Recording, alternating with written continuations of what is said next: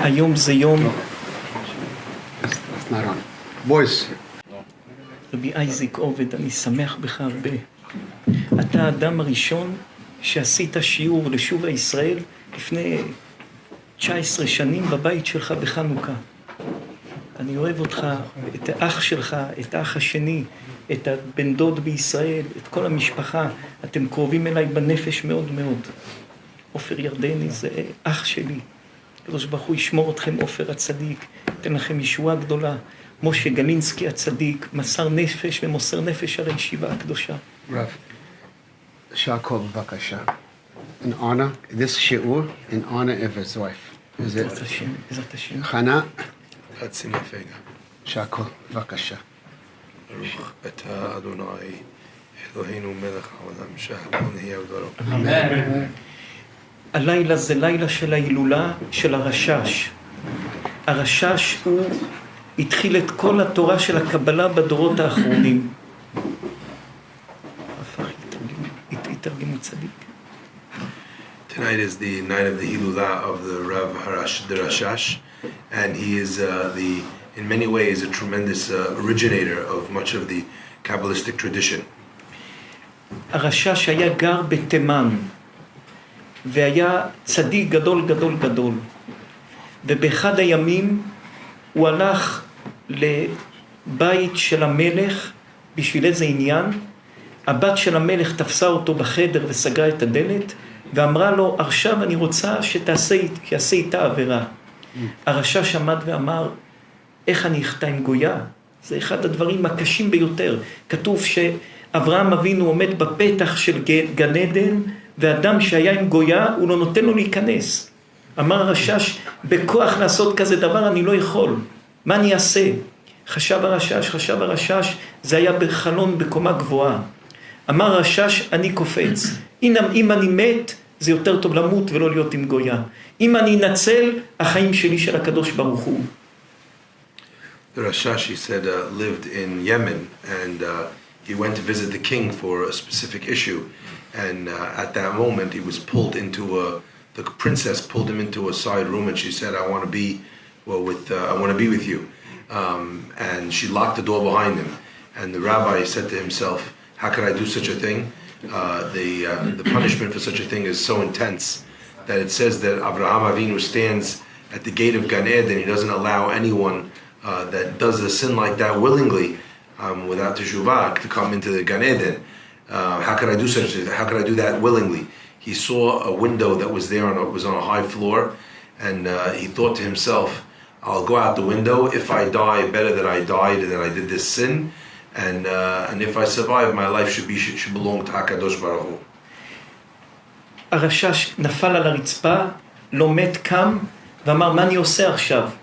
היא תיקח אותי לבית סוהר, יהרגו אותי, ברח לארץ ישראל.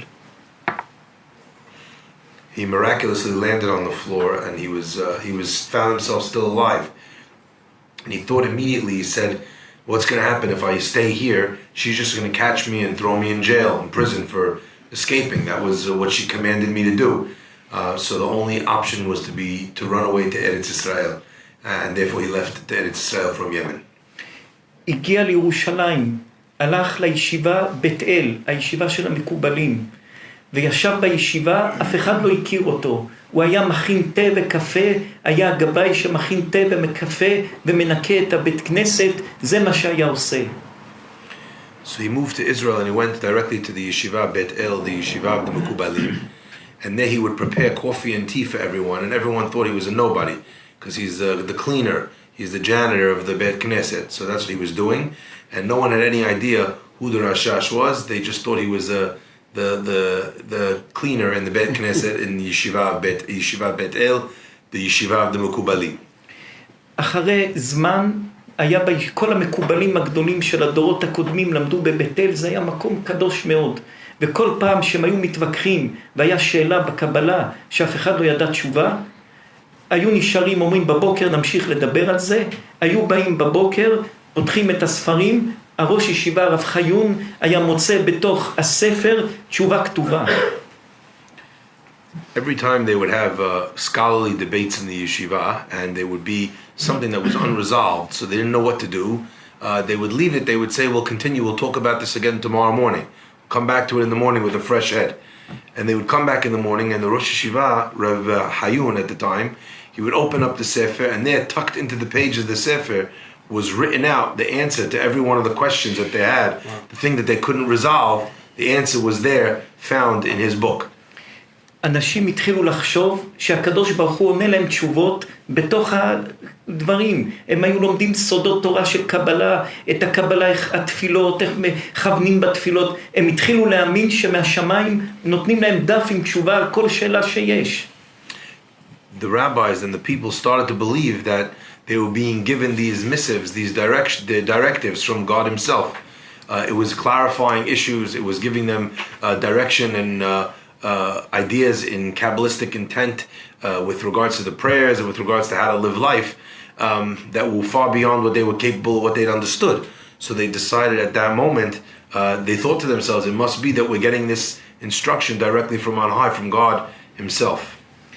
עבר כמה שנים והרב חיון נפטר.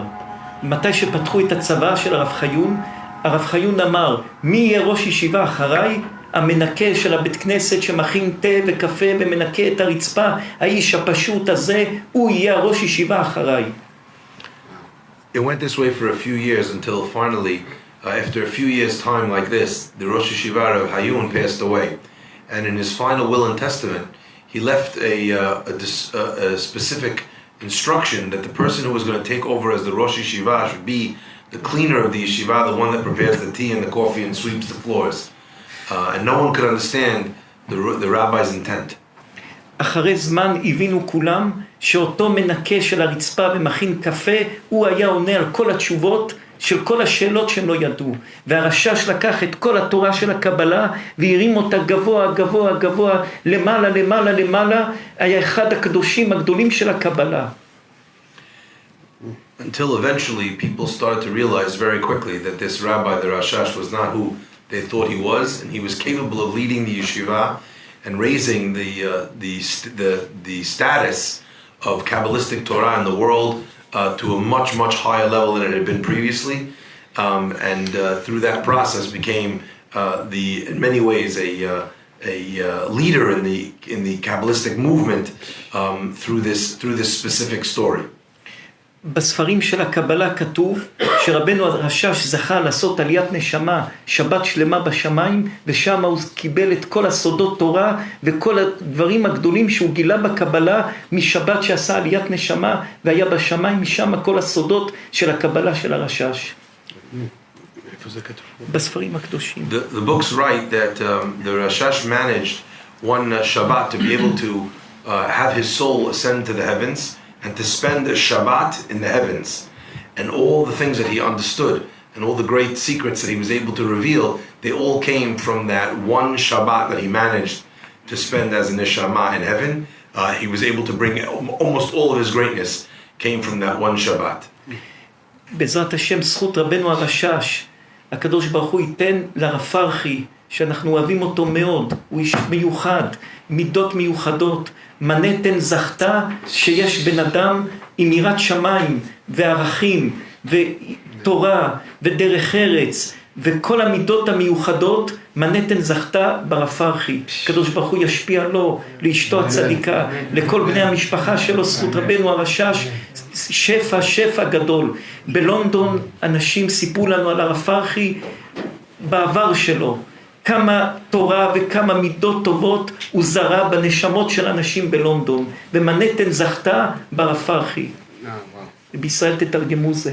The rabbi just blessed Rabbi Farhi and his wife, and the rabbi said that You have to hold the mic to you. The rabbi said the city of Mנהטן, they earned that Rabbi Farhi is here, and we have this opportunity for this type of rabbi, and the rabbi loved him very, very much. מנהטן זכתה בו. And Mנהטן just earned it. Wow. בלונדון אנשים שזוכרים הרב פרחי לפני שנים מספרים לנו, אני שומר שבת בזכות הרב פרחי, אני מניח תפילין בזכות הרב פרחי. כמה אנשים, דברים גדולים הרב פרחי עשה בחיים שלו. מנהטן זכתה בו. Come on, Israel. Come on. And the rabbi just mentioned that last year when he was in London, many people came to the rabbi and told the rabbi that because of Rabbi Farhi, they become closer to Hashem and they start with tefillin and keep Shabbat and do many, many good things. And the rabbi was very, very glad to hear very good things about Rabbi Farhi. בעזרת השם, כולם רוצים פרנסה. היום זה יום שיש לו סגולה גדולה לפרנסה. פרשת המן, סגולה גדולה לפרנסה. בעזרת השם, בזכות כל האור של פרשת בשלח, שזה הזמן שהקדוש ברוך הוא נתן את המן לבני ישראל, ומשם הצנצנת עם המן נשארה לדורי דורות, והכוח של הפרנסה שם נשאר לדורי דורות. הקדוש ברוך הוא ישפיע על אייזיק הצדיק, שאנחנו אוהבים אותו, ואוהבים המשפחה שלו, אהבה גדולה, גדולה, גדולה מאוד מאוד. הקדוש ברוך הוא ישפיע עליו ועל דבורה הצדיקה השפעות גדולות ושמחה גדולה ביותר. Everybody would like to be able to experience the beracha of parnasah, the ability to be able to sustain, to take care of their families, to give them whatever they want. And today is a tremendous day of the light of parnasah. It's the day of the third day of the week of Parashat Aman, where we read about how the manna fell from the heavens so many years ago, and how God commanded them at the time to take this man, this miracle, and to capture it, essentially, this Kodak moment in a glass jar. The Pasuk says, God commanded them, put it in tzintzenet, in a glass jar, and they kept it for generations, and they were able to point at it and to say that was the miraculous way that God took care of the Jewish people through their time in the desert. And in the same way that the blessing of God-given parnasah fell in the man so many years before, it was frozen in time in that tzintzenet, forevermore bringing the eternal light of parnasah to the world. And through this process, and the fact that it is a light that is shining on these days, the rabbi would like to bless Isaac and his dear wife Devorah. Devorah, I don't know if we usually call you that, Deborah, but Devorah and Isaac Ash, who the rabbi is so close with, to be blessed with tremendous parnasah. אנחנו חייבים החיים שלנו לאייזיק ודבורה. And the rabbi says he owes his very life to Isaac and Deborah. בימים הקשים שלנו, האדם היחיד שעמד איתנו במסירות נפש זה אייזיק ודבורה. And in the rabbi's hardest days, the only person that was there with Mesirut Nefesh in that way for the rabbi was Isaac and Deborah. אנחנו אוהבים אייזיק אהבה של לתת חיים. He loves Isaac with a love which is a life-giving love. אנחנו מוצאים על המן 3 דברים. מקום אחד כתוב בתורה שהמן היה יורד במחנה של עם ישראל. מקום שני כתוב שבני ישראל היו יוצאים מחוץ למחנה לחפש את המן. מקום שלישי כתוב שהלכו יותר רחוק מחוץ למחנה, שוטטו, הלכו לשוטט לחפש רחוק את המן. אם כך צריך להבין, המן ירד בתוך המחנה, מחוץ למחנה או רחוק מהמחנה. We find in Pesukim that there are 3 locations that are delineated for the way the man was collected. The first place was where the man fell in the camp. The second was where the man fell a little bit further away from the camp and the outskirts. So people wouldn't find it at their doorstep, they'd have to go looking for it. And the third thing is that we find that it was out in the field, so people would have to wander a great distance to be able to go and find the man that they needed. אז האם בתוך המחנה, מחוץ למחנה או רחוק מהמחנה? 3 דברים שכתוב בתורה, שהמן ירד בתוך המחנה, מחוץ למחנה או רחוק מהמחנה. ועוד דבר אנחנו מוצאים, התורה אומרת על המן 3 דברים. דבר אחד, התורה קורא למן לחם, מקום שני התורה קורא לו עוגות, מקום שלישי התורה אומרת שהיה צריך לטחון את המן. אז צריך להבין, לחם זה לחם מוכן, עוגות על פי התורה זה משהו שעוד לא אפוי, ולטחון זה לפני עוד לא אפוי אפילו. אז מה המן היה יורד? כמו לחם מוכן, כמו עוגות עוד לא מוכנות, או כמו דבר שעוד צריך לטחון אותו. רואים גם פה 3 דברים שהתורה אומרת על המן. There seem to be 3 different stages or windows of understanding of the man. The first seems to be, as we've described, spatially, geographically. The man was at your door, michutz lamachane, outside the camp, or very far away from the camp. Those are the three locations that are described with regards to the man.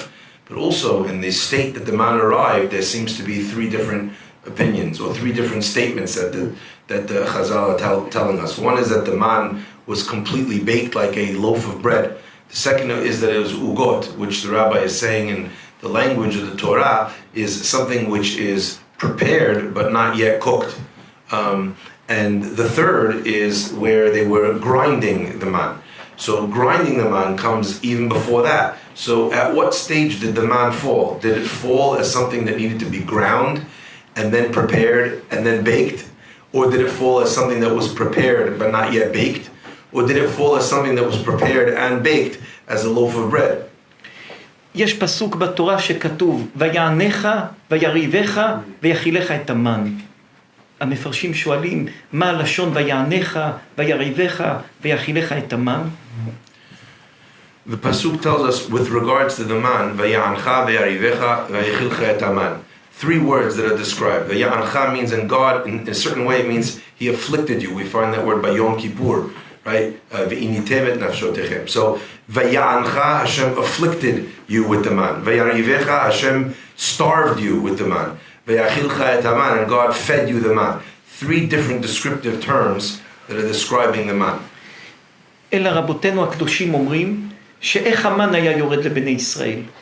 מי שהיה צדיק, היה פותח את הדלת בבוקר, ומחוץ לדלת היה מונח המן. מי שהיה פחות צדיק, היה צריך לצאת מחוץ למחנה, לקחת את המן. ומי שהיה רשע, היה צריך ללכת רחוק, לחפש את המן. אם כך, הצדיק היה פותח את הדלת, לוקח ואוכל. מי שלא היה צדיק, הוא היה מתבייש. כולם יראו אותו מחפש מחוץ למחנה אוכל. או אם הוא היה רשע, צריך ללכת רחוק. כתוב שמצד לצד, במחנה של עם ישראל, זה היה י"ב מיל. זה היה מרחק של 6 שעות הליכה.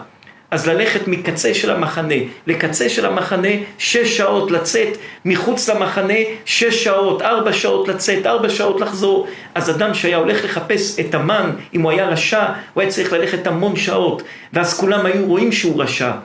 אז היה לאנשים בעיות. מי שלא היה צדיק, הוא היה מעדיף להישאר רעב בבית, ולא ללכת בחוץ להתבזות, לחפש את המן.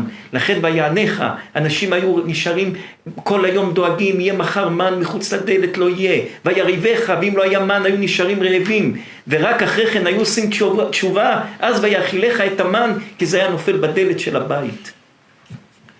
The rabbi is explaining the discrepancy is not a discrepancy in reality. It's a discrepancy based on whether what the person's spiritual level actually was.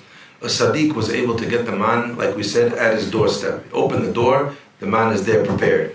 Person who's a regular guy, he would have to travel to the edge of the machaneh. Maybe he made some mistakes. Let's say the person's a real rasha, he would have to leave the whole machaneh, go out and far to be able to go search and bring home the man. So the rabbi explained, he said that not only if you're not a Sadiq, the Sadiq opens, he gets it right away, easy. But the person who's not a Sadiq, he needs to now travel. He has to walk through the streets. Immediately, everybody knows what kind of guy you are. So there's no hiding if you're a Sadiq or a Rasha. Everyone sees you taking a stroll for breakfast. They know exactly what you've been doing. So the minute the person realized that the door, the man is not outside of his door, he was embarrassed to go walk. If someone was a Rasha, he would have to leave the machaneh to be able to get it. The Gemara tells us that the camp of the Jewish people was 12 mil, meaning that the walk to be able to get from one side of the camp to the other could be up to 6 hours if you're going from side to side. Even if you're somewhere in the middle, hours and hours one way, hours and hours back, you could walk the whole day until you brought home the food to be able to eat. And not only that, you're embarrassed. So the rabbi explains that reality is described in the pasuk Vayancha v'yarivecha v'yachilcha et haman. But the v'yachilcha is the person on the highest level. But then there were other people that had inui, they had a difficulty. They had to go wander for hours and hours to go find what they needed to find. And then there were those that when they contemplated walking out in public and having to admit by the distance of the man from their home what their natural and true temperament and character was, they just stayed at home and they starved. So that's what the pasuk says, Vayancha, you were afflicted by the man. and you were also starved by the man, because people they'd rather not be embarrassed, they stayed home. So until they got so hungry, or until they did teshuvah, and then HaKadosh Baruch Hu was able to bring the man closer to them where they deserved in their new status. ואדם צריך לדעת שהפרנסה זה כמו המן. מי שיש לו צדקות ואמונה, הפרנסה מחוץ לדלת. זה נשאר אותו דבר. הברכה של עם ישראל מושתתת על המן. הפרנסה של יהודי מושתתת על המן. לא מושתתת על הכלכלה העולמית, ולא מושתתת על הבורסה, ולא מושתתת על הריל אסטייט, ולא מושתתת על הבגדים. היא מושתתת על המן, על האמונה והקדוש ברוך הוא. עם ישראל מעל המזל. יכול להיות כל העולם ליפול, אתה עם התורה, עם האמונה, אתה מעל המזל. אתה רוצה להיות כמו כל אומות העולם, אז גם לפעמים זה עולה, לפעמים זה יורד. אם האמונה של יהודי היא כמו במן, אמונה שלמה בהקדוש ברוך הוא, עם ישראל מעל המזל. Today too, the concept of parnasah is unchanged. From then, it was anchored on and connected with the man. So in the nature that the man was close, medium, or far away, if you were a tzaddik, it was there immediately. So too is the parnasah of a tzaddik today, right outside of his door. If his emunah is on that level, he doesn't have to work very hard. He doesn't have to run around, because his parnasah, it's not anchored to the markets. It's not anchored to the price of the dollar or any other external stimulus. The only thing that it's anchored to is the manna, which comes from HaKadosh Baruch Hu, and the emunah that the person has to be able to access it is the key to be able to having parnasah easily, a little bit more difficult, or in some cases very, very hard. However, the rabbi said, if a person does not have emunah, so the concept of a Jew's parnasah not being affected by the markets, by the real estate market, by inflation, by mortgage rates, that also falls away. The minute the person says, I want to be like all the other nations of the world, if that's what you're dependent on, if that's what you lock yourself, you go in lockstep with that, then HaKadosh Baruch Hu says, okay, so your fortunes and your parnasah also can rise and fall with everything external that goes on in the world. והכל מקופל במילה אחת, אמונה. צדיק באמונתו יחיה. כל הדברים מקופל באמונה. כמה שהאמונה של האדם גדולה, כך עשיית הדשמיא שלו גדולה יותר מהשני. Everything is folded into and tied into this one word, emunah. Tzadik be'emunato yecheh, the pasuk says that a tzaddik lives and dies by his emunah. So therefore, if a person has his emunah, then he has everything, and if a person does not have this emunah, then he doesn't have anything. There's I forgot the second part that the rabbi said. Av amar tzadik be'emunato yecheh, ויש זה מקובל באמונה. כמה שהאמונה של האדם יותר חזקה, אז ככה עשיית הדשמיא של האדם יותר חזקה. The nature of the interrelated nature of parnasah and emunah is such that when his emunah rises, so too in proportion does his parnasah also and his bazal also rise. And conversely, when his emunah falls, so too in proportion does his parnasah also fall. מה שאתה מאמין שיכול לקרות, אמונה חזקה, אתה יכול להגיע לשם. מתי שאתה מתחיל לעשות מסגרת לחיים שלך, ואתה אומר זה קשה, זה אפשר, זה לא אפשר, אז גם אתה סוגר את הברכה ואת המזל שלך.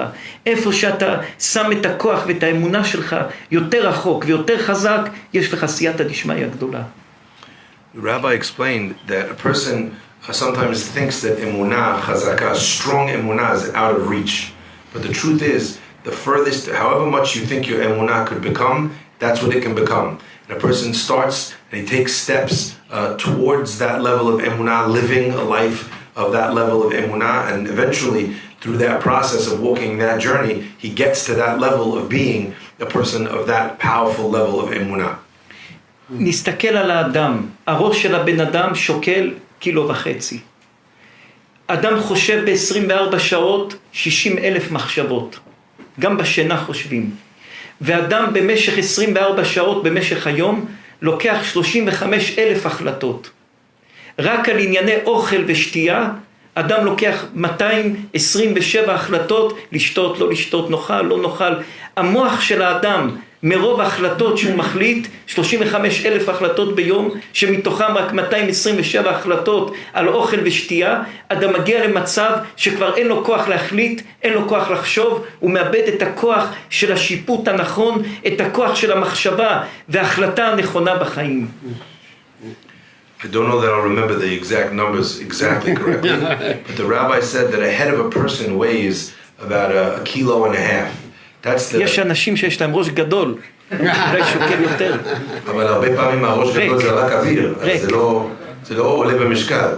So the rabbi said a person can have a very big head, but if it's filled with nothing, it doesn't weigh more. But the kilo, the weight of a person's head is a kilo and a half. What is that? 3 pounds, 3.5 pounds. But somehow in this lump of meat that we have in our skulls, we're capable of making in a day, we have 60,000 thoughts, and we have 30,000 decisions, and 247 of them are about food. And the amazing thing about all these decisions and all of these elements that a person is deciding to do something, not to do something, to go somewhere, not to go somewhere. Person is thinking even when he's sleeping. So eventually you get to a state of mind where a person, if that's how they live, they get to a place where they have no strength anymore to add on one more decision. They can't think of anything more. They can't decide one more thing, like where you want to go to eat in the restaurant tonight. That's why we have a problem. But the rabbi didn't say that. Sorry. The nature of these challenges is such that a person gets stuck by the amount of thoughts and decisions he's forced to make throughout the entire day. כמו שאדם עושה דיאטה בגוף ושומר על הגוף שלו, אדם צריך לעשות דיאטה בנשמה. לפעמים אדם שלא עושה דיאטה בנשמה ומסתכל דברים לא טובים ושומע דברים לא טובים ואוכל דברים לא כשרים, אז כמו שהגוף יכול להיות חולה, גם הנשמה יכולה להיות חולה. והרבה פעמים אדם נכנס לפחדים, לחרדות, לדיכאון. למה? כמו שהגוף חולה, הנשמה שלו חולה. ואדם לא יודע לעשות את הדיאטה של לשון הרע, את הדיאטה לא להסתכל למקומות לא טובים, את הדיאטה לא לאכול דברים לא כשרים. זה דיאטה של הנשמה. אז את הגוף שומרים בריא, ואת הנשמה נותנים לה להיות חולה. A lot of times a person, in order to be healthy, they go on a diet to be able to live a healthier lifestyle, and that's important. Because if you take care of your body, then you have a healthy body. But just like you have a diet for the body, which enables a person to live a healthy life, so too there's something called a diet for the neshama. If a person, same way if a person eats whatever they want, they'll become unhealthy or overweight or whatever. So too if a person looks at whatever they want. If they eat whatever they want, that's not kosher. If they do whatever, make whatever decisions they feel like making. So the neshama also can become unhealthy. You have people who are extremely careful and making sure that they're dieting and they're taking care of the body, but they've left the neshama in a certain way to become unhealthy by not choosing to see or to differentiate between the things they should eat, shouldn't eat, should see, shouldn't see, should do, shouldn't do, should think, shouldn't think. וככה נכנס אדם לפחדים, לחרדות, למחלוקות, לדמיונות, כי הנשמה שלו חולה מאוד מאוד. ואדם לא יודע להכיר בזה שהוא לא שמר על הבריאות של הנשמה שלו. ולשמור על הבריאות של הנשמה, לא לשון הרע, לא דברים לא טובים להסתכל, לא לאכול דברים לא כשרים, כי אז הנשמה נהיית חולה. And a lot of times a person is in a terrible state in their life and they can't figure out how do they get to this place where they're always anxious or worried or depressed or confused, and actually what's going on is that the person's neshama has gotten sick. They've let it go, and therefore they're in the state that they're in. And so how does a person actually keep this diet, the diet of the neshama?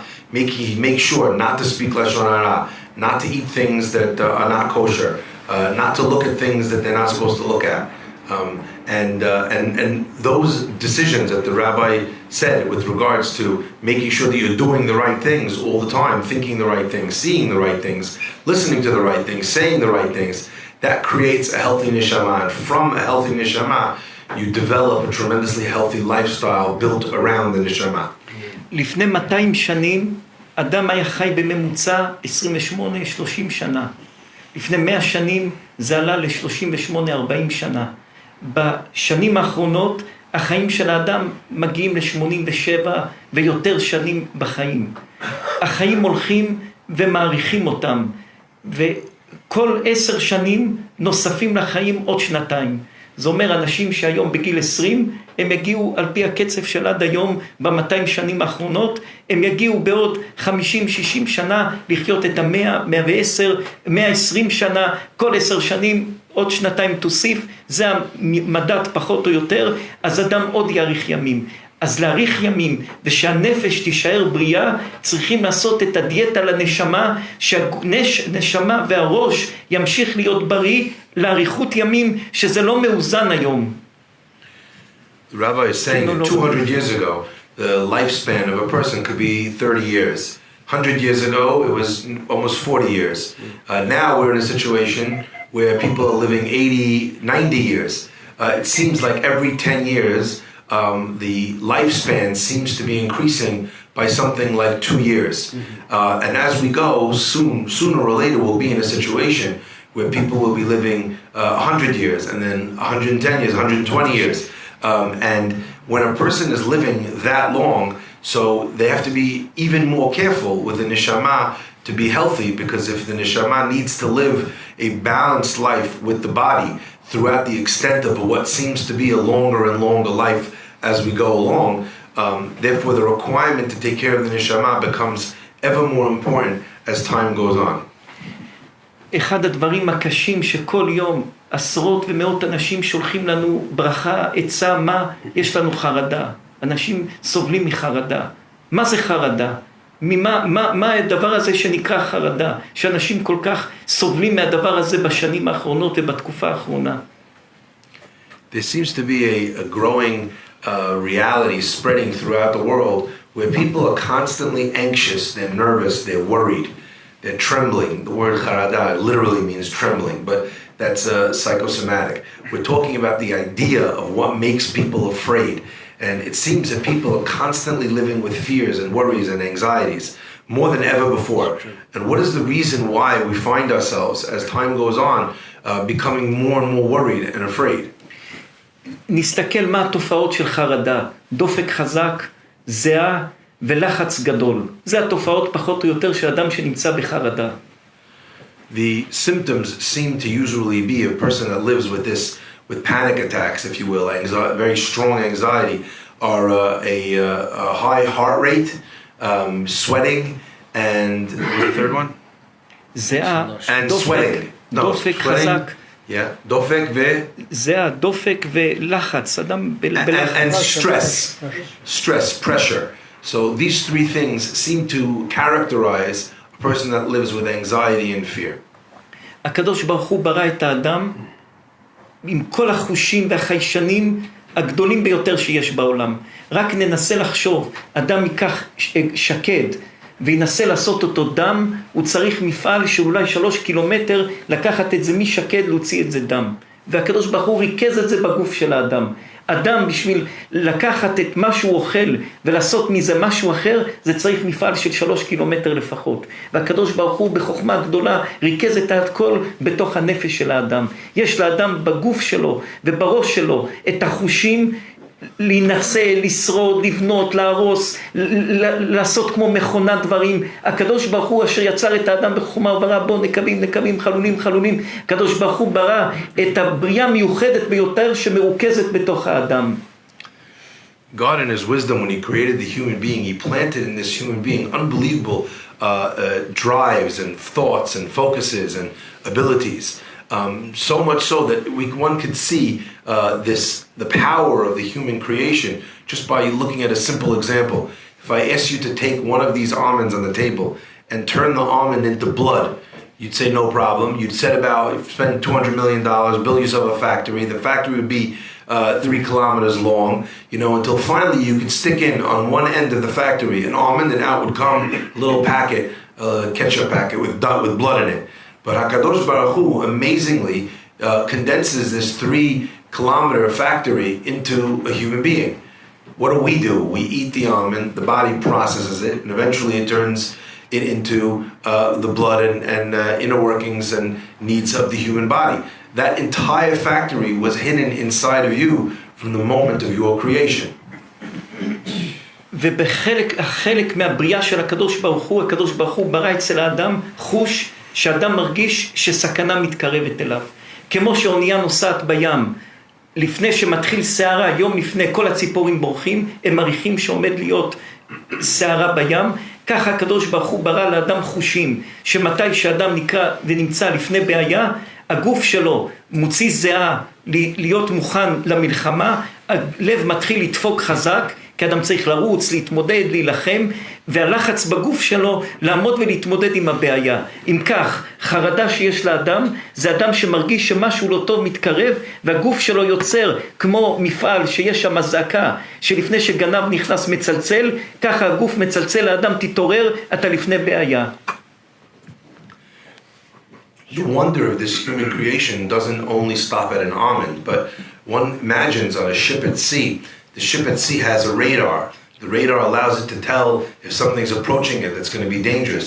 And immediately the ship can shift into a defensive mode. It can send off missiles to be able to protect itself.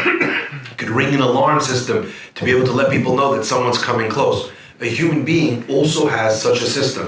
And that system is hidden in the words, in the instinct of a fear. When a person is afraid, what happens? The body doesn't only just get afraid of something that's coming, something dangerous that's entering into its orbit. It also begins to prepare for the fight that lies ahead. The blood pressure rises, the sweat comes out, the person is already kind of in a state of athletic ability. And instantaneously, the systems of the person become stressed and focused on finding a way to be able to survive. That response that a person is finding, this fear response, therefore, is just like the alarm system of some billion-dollar military creation. And what we're seeing, therefore, in a world that's so full of these anxious moments of high blood pressure, of worry, of fear, of sweating, of staying up all night, of feeling stressed, focused, thinking about your problems all the time. The reason why is because your body can sense that there's something dangerous, something big that's approaching, and that we need to get ready to be able to fight. ומרוב שבלבלנו את החיים שלנו, ודאגנו סתם, והזקה נדלקה פעם סתם, ועוד פעם דאגנו, עוד פעם סתם, איבדנו את המערכת של החושים באמת ממה לפחד וממה לא לפחד. ולכן אדם הרבה פעמים נכנס לפחדים, לחרדות, מדברים שהיו לו אחורה, מדברים שהיו קדימה. כבר המערכת הזאת היא לא מכוונת נכון, ומשום שהיא לא מכוונת נכון, אין על מה להיות בחרדה מכלום, וגם זה טמון בתוך האמונה. אם אדם יש לו אמונה, הוא מוזיז את כל זה, זה דבר שהוא לא אמיתי. So if that's the case, why is our system, why is our alarm system not working properly? And the answer the rabbi is explaining is that what happens is many times in a person's life they get this response and they immediately start to search for the danger, and then the danger doesn't come, or they feel like something's going to be terrible and then it's not terrible, and slowly but surely the system starts to fall out of whack because it doesn't believe in itself. You don't believe it. Eventually a person is left with a system which is not balanced, which is not properly tuned, and it's acting out of whack, and you're getting nervous over nothing. However, a person who lives with emunah, whether there is a good reason or there isn't a good reason to be afraid, can always be calm and can always feel safe. יש 3 סוגים של מחשבות בחיים של האדם.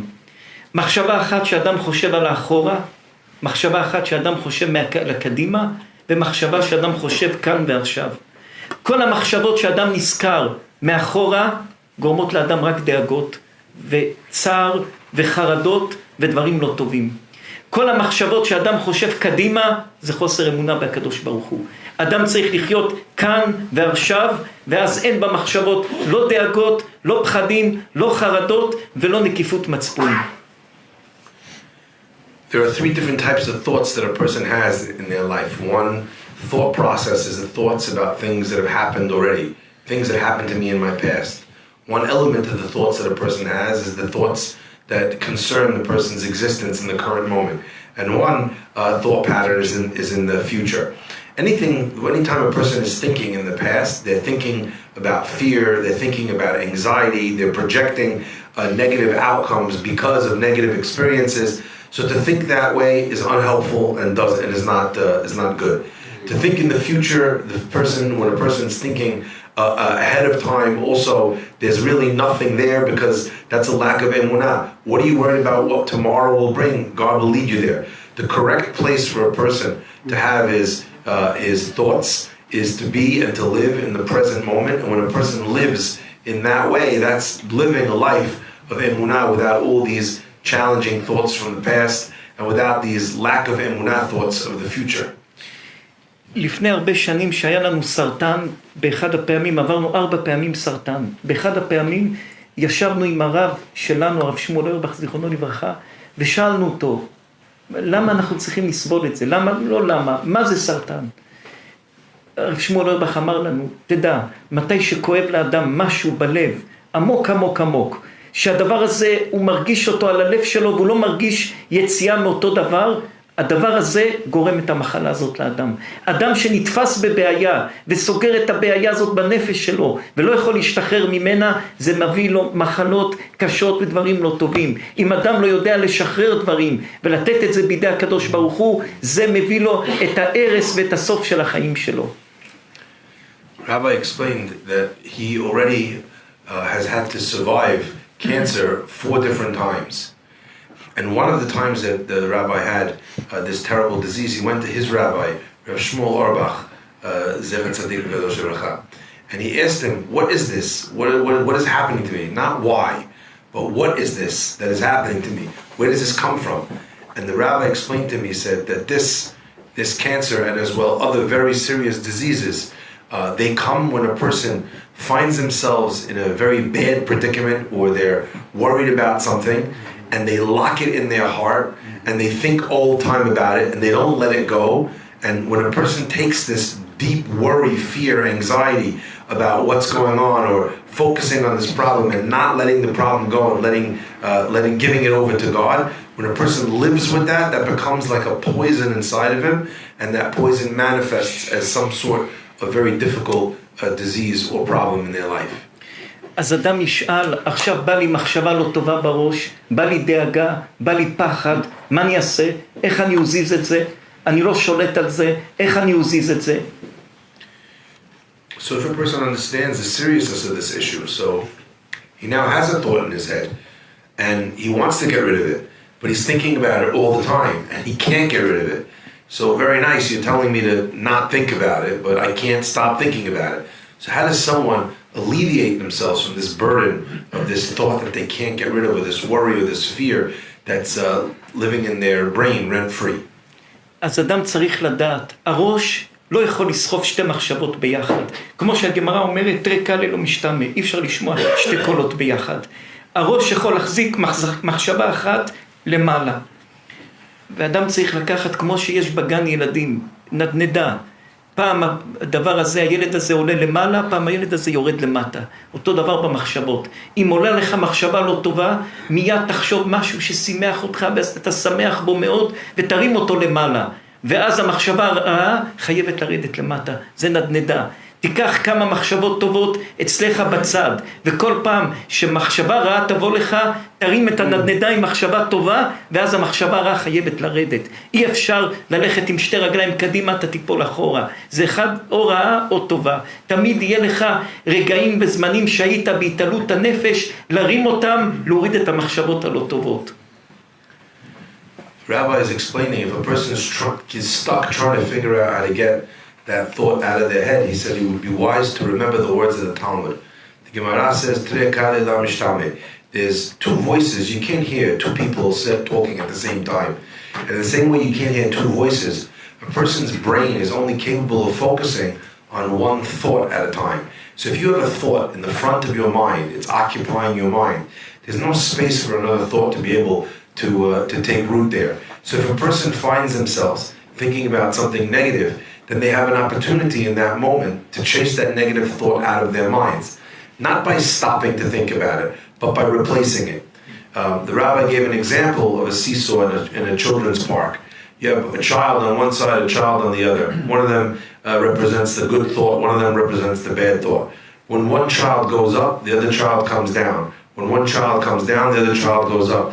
There's no possibility of both of them occupying the same top of your thought process at the same time. It's either one or the other. So each and every person should have numerous prepared good thoughts that he leaves on the side, that he's ready, he's got them in his pocket.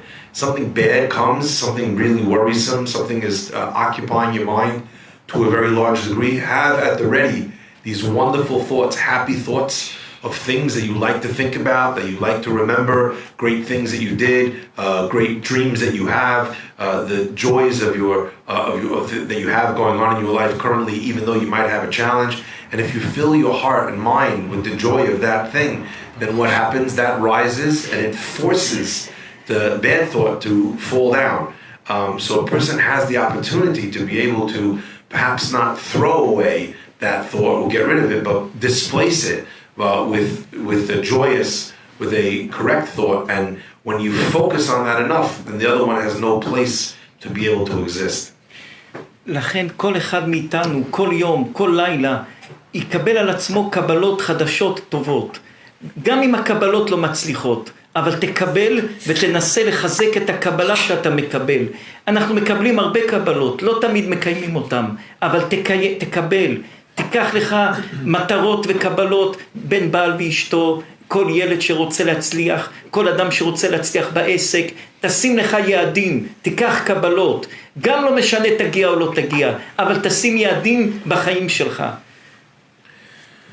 So every person, before they go to bed at night, they should really start to prepare for themselves every single night, goals that they have to be able to achieve in their life, goals that they have between man and his wife, in the relationship, in their life, in their success, in their striving, every child and what they want to achieve in their life.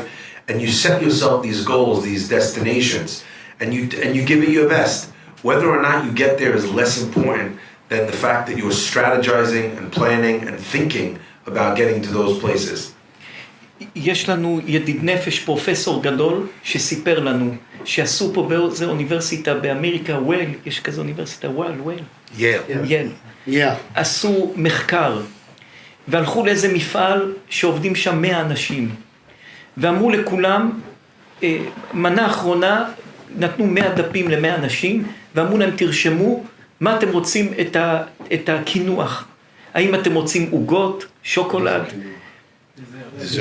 האם אתם רוצים דבר בריא, חסה, לא יודעים קינוח, מה אוכלים בקינוח? משהו בריא, פירות, מה אתם רוצים? בדפים שכולם כתבו, 75% כתבו, רוצים קינוח בריא. 25% כתבו, שוקולד, עוגה, דברים לא בריאים. לקחו את הדפים, שמו אותם בצד, אמרו להם נעבדו הדפים. הביאו להם 100% של קינוח בריא, ו100% של קינוח לא בריא. הסתכלו מה אנשים אכלו 75% לא בריא, ו25% בריא. למה? הרי אמרתם שאתם בנייר קיבלתם קבלה שאתה רוצה 75% אוכל בריא. במציאות מה אכלו? 25% אכלו לא בריא, הפכו את הדברים. למה? קבלות קל לקבל, קשה לעשות, אבל אדם צריך להיות דבק בקבלות, להילחם שמה שהוא קיבל נשבעתי והקיימה, אבל לא להתייאש אם לא עשית מה שקיבלת, תילחם להגיע לזה בפעם הבאה. Rabbi has a very close friend. There was a professor at Yale University, and they did this incredible research activity, if you will, where they got everyone together in this place, maybe 100 different people, and they asked them to write down on a piece of paper what would they want to eat for dessert. Would they like a healthy option? Would they like something which is unhealthy, cakes and cookies and whatever? And what did they do? They gathered all the papers from the people, and they realized that 75% of the people, 3/4 of the people, all said that they would like to eat healthy dessert, fruit, vegetables, whatever it might be. I don't know what a healthy dessert is, an oxymoron, but they would eat a healthy dessert and that's what they were going to eat. Okay. 25% said, you know what, I've got to admit it, you know, America runs on Dunkin'. Okay. Chocolate. A little while later, they came to all the participants and they told them, we're really sorry. Unfortunately, we lost all the papers in the diary. We're really sorry. Please accept our apologies. We have some here dessert for you if you guys want instead of the results of the test. And they brought out a full complement, full options of healthy desserts and non-healthy desserts on the table. And what they noticed was that a full 75% of the people ate the non-healthy desserts and 25% of the people ate the healthy desserts. Whereas in the writing in the diary, it was exactly the opposite. 75% said they would like to eat healthy. And they tried to figure out what was it that made them choose something that only minutes before they said they didn't want, that they wrote down on this piece of paper, which they thought was lost, that they did not want. And the answer is that they realized that sometimes a person chooses something which is too far from where they're actually at that moment. If you were a person that has a sweet tooth and you know you're not going to be able to withstand it, so writing it in a diary is not going to help you. So it's important also to, when you choose things that actually do make sense. Even if, at the end of the day, if you've chosen something that does make sense, something small enough to be able to do that you're going to take on yourself each and every day. Even if you fail at that thing, that's okay.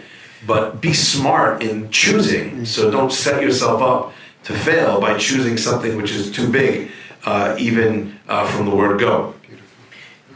יותר מכל האנשים שנמצאים פה, אנחנו חייבים להגיד תודה רבה לאייזיק עובד. שהאייזיק עובד הצדיק, שהוא קרוב אלינו הרבה שנים, הביא לי את אייזיק קש לפני 20 שנה. That's true. הכל התחיל מאייזיק עובד. I always tell you אייזיק that. עובד הצדיק לפני 20 שנה. אייזיק עובד, תודה רבה, He תודה brought me רבה. to your שיעור. תודה רבה אייזיק עובד, תודה רבה אייזיק עובד, תודה רבה עופר ירדני הצדיק. מייקל קרי, איפה מייקל קרי? אני אוהב אותך מאוד. אתה איש צדיק, איש מיוחד. בעזרת השם זכות רבנו הרשש, הקדוש ברוך הוא ייתן לכם ישועה גדולה, שמחה גדולה, ברכה גדולה, הצלחה גדולה. אתה איש טוב מאוד מאוד מאוד. כל הטוב, כל הטוב, כל הטוב שבעולם יהיה לכם. יניב צדיק, השם ישמור אתכם. יניב 20 שנה קרוב אלינו, עוד מארץ ישראל. יניב ילד טוב מאוד מאוד מאוד, ילד טוב מאוד מאוד. מאז שהוא ילד הוא קרוב אלינו. הרב לוי צדיק, האבא שלו, רבי ליאון לוי, היה בא לבבא מאיר, ובבא מאיר היה עומד לו. הסבא שלו היה מסתובב, אוסף באמריקה ובעולם צדקה, ומביא לבבא מאיר. הסבא שלו היה תלמיד של בבא מאיר. הסבא. אנחנו זוכרים איך הוא היה נראה, בבא מאיר היה אומר לנו בבית, הוא עומד לבוא, תקבלו אותו, תיתנו לו כיבוד. בבא מאיר היה מכבד את הסבא שלך. ואני כל פעם איש מיוחד, מיוחד, מיוחד. עזרא צדיק, עזרא צדיק, ילד טוב. עזרא, אתה הולך בדרך השם, בדרך טובה. אתה צדיק, הקדוש ברוך הוא ישמור אותך, שתלך בדרך כמו האבא שלך. אתה צדיק, אתה טוב מאוד מאוד, עזרא הצדיק. השם ישמור אתכם. יהיה שמחה והצלחה. צ'ארלס צדיק. הקדוש ברוך הוא ייתן לכם. הקדוש ברוך הוא מתארס. שהחיינו. בעזרת השם, השם ישמור אתכם. דבורה, השם ישמור אתכם, ישמח אתכם, ייתן לכם הצלחה, ברכה. משה גלינסקי צדיק, תודה רבה צדיק על הכל, אוהבים אתכם אהבה גדולה גדולה. דוד אש, הקדוש ברוך הוא ישמור אתכם, ישמח אתכם, ייתן לכם בעזרת השם ברכה גדולה, שמחה גדולה, מהר, שמחה, שמחה, שמחה, שמחה גדולה. בעזרת השם חתונה, מהר, מהר, מהר, מהר, בעזרת השם, קוויקלי, מהר, בעזרת השם. קוויקלי אנחנו יודעים בכל השפות, מהר זה בכל השפות, שמשמור את כולם, ויהיה בעזרת השם ברכה גדולה, משפחת ג'מאל שפה, אנחנו אוהבים אותם, דגלס ג'מאל, יותר מ-20 שנה כמו אח שלי, אני אוהב אותו, ודאי, אהבה גדולה, גדולה, גדולה, גדולה, שמשמור את משפחת ג'מאל, הקדוש ברוך הוא ייתן הצלחה וברכה גדולה. והרב פרחי הצדיק, סייעתא דשמיא, נחת וכל הטוב. זה החבר דיוויד קרי, זה הקזן, דיוויד? כל משפחת קרי. האבא סטנלי. כל משפחת קרי זה משפחה מבורכת, מבורכת. מייקל צדיק, צדיק מייקל, שמשמור אותו ויברך אותו.